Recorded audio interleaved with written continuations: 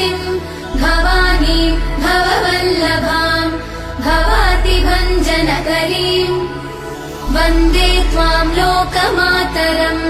भक्तप्रियां भक्तिगम्यां भक्तानां कीर्तिवार्धिकाम् भवप्रियां सतीं देवीं वन्दे त्वां भक्तवत्सलाम्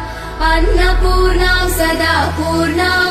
पार्वतीं पर्वपूजिताम् महेश्वरीं वृषारूढां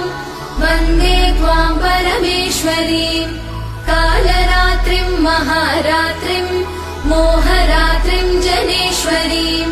शिवकान्तां शम्भुशक्तिं वन्दे त्वां जननीमुमाम् जगत्कर्त्रीं जगद्धात्रीं जगत्संहारकारिणीं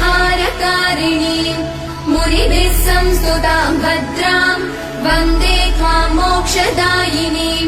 देवदुःखहरामम्बां सदा देवसहायकाम् मुनिदेवैः सदा सेव्यां वन्दे त्वां देवपूजिताम् त्रिनेत्रां शङ्करीं गौरीं भोगमोक्षप्रदां शिवाम् महामायां जगद्बीजां वन्दे त्वां जगदीश्वरीं शरणागतजीवानां सर्वदुःखविनाशिनीं सुखसम्पत्करीं नित्यां वन्दे त्वां प्रकृतिं पराम् देव्यष्टकमिदं पुण्यं योगानन्देन निर्मितम् यः पठेत् भक्तिभावेन लभते स परं सुखम्।